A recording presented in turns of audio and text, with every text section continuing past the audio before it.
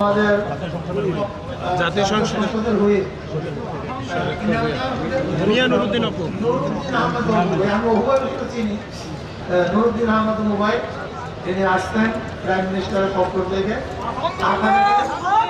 আপনাদের সালাম জানাবেন। আর আমি আমাদের তরফ থেকে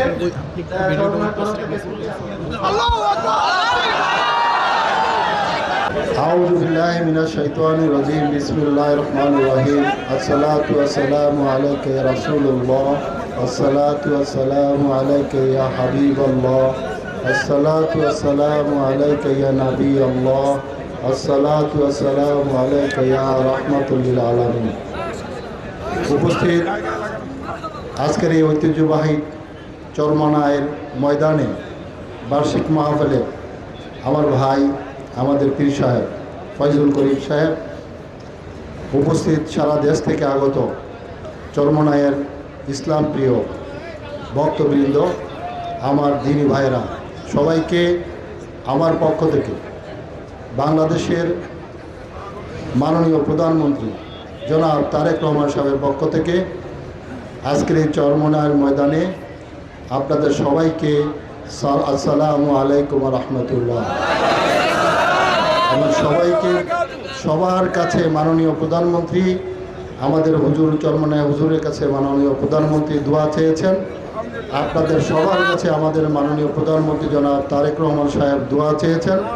আপনারা দোয়া করবেন যাতে তারেক রহমানের হাত দিয়ে, আমাদের মাননীয় প্রধানমন্ত্রীর হাত দিয়ে আমাদের ভাই ফয়জুল করিম সাহেব, আপনারা দেখেছেন গত কয়েকদিন আগে বর্তমান সরকার মাননীয় প্রধানমন্ত্রী জনাব তারেক রহমান সাহেব, ইসলাম প্রিয়, দ্বীনি প্রিয়, ইসলামের প্রিয় বন্ধু জনাব তারেক রহমান সাহেব বাংলাদেশের ইমাম খতিব মুয়াজ্জিমদের জন্য বিশেষ ভাতা, সম্মানী ভাতা তিনি রাষ্ট্রীয়ভাবে ঘোষণা করেছেন।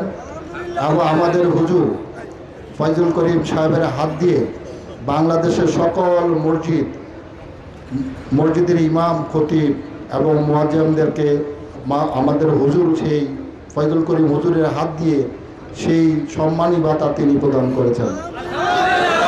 আপনারা জানেন বাংলাদেশ সরকার মাননীয় প্রধানমন্ত্রী যে চেয়ারে বসেন সে চেয়ারের উপরে এখন লেখা লা ইলাহা ইল্লাল্লাহ মুহাম্মাদুর রাসূলুল্লাহ। আপনারা দেখেছেন বর্তমান সংসদের স্পিকারের পিছনে যে চেয়ার ছিল, আগে ছিল কয়েকজনের ছবি, এখন সেখানে আছে লা ইলাহা ইল্লাল্লাহ মুহাম্মাদুর রাসূলুল্লাহ। মাননীয় আপনাদের প্রিয় ভাই, আমাদের প্রিয় হুজুর জনাব ফয়জুল করিম হুজুর সাহেব এবং রেজাউল করিম হুজুর সাহেবের পরামর্শে তিনি আগামী দিনে সকল আলেম ওলামাদেরকে নিয়ে, সকল ইসলাম প্রেমিক, দ্বীনি প্রেমিক, সকল মাদ্রাসা প্রেমিক, আল্লাহ প্রেমিক সকলকে নিয়ে যেন একটা শান্তিময় বাংলাদেশ তৈরি করতে পারে, সেজন্য আপনাদের সবার কাছে মাননীয় প্রধানমন্ত্রী দোয়া চেয়েছেন। আপনারা জেনে খুশি হবেন যে আজকের উনি আসার চেষ্টা করেছিলেন, কিন্তু বিভিন্ন বাধ্যবাধকতার কারণে তিনি আসেন নাই। আপনারা দোয়া করবেন আগামী এই চরমনায়ের বার্ষিক মাহফিল যেন মাননীয় প্রধানমন্ত্রী আসতে পারে, সেই সক্ষমতা যেন আমরা আপনাদের কাছে আমাদের মাননীয় স্পিকার, আপনাদের বরিশালের সন্তান, ভোলা থেকে নির্বাচিত জনাব হাফিজউদ্দিন আহমেদ সাহেব দোয়া চেয়েছেন। আপনারা জানেন কয়েকদিন আগে তার স্ত্রী মারা গেছেন, তার স্ত্রীর জন্য দোয়া করবেন। আপনারা জানেন আপনাদের বরিশালের সন্তান, আমাদের জাতীয় সংসদের চিফ হুইপ নুর ইসলাম মনি সাহেব, উনিও আপনাদের কাছে দোয়া চেয়েছেন। আমাদের এই সংসদ বরিশাল সদরের এমপি জনাব মজিউর রহমান সরফ সাহেব সহ অনেকে আপনাদের কাছে দোয়া চেয়েছেন, আপনারা দোয়া করবেন। আর আজকের এই ময়দান থেকে যে জজবা, ইমানি জজবা নিয়ে গেলেন, এরপরে বাড়িতে যেয়ে আপনারা এর চর্চা করবেন। আমি যেন করতে পারি, আপনারা যেন করতে পারি। আল্লাহ তুমি আমাদের সবাইকে কবুল করেন। হে আল্লাহ তুমি আমাদের অন্তরকে কোরআনের জন্য কবুল করুন। হে আল্লাহ তুমি আমাদের অন্তরে ঈমানকে প্রিয় করে দাও।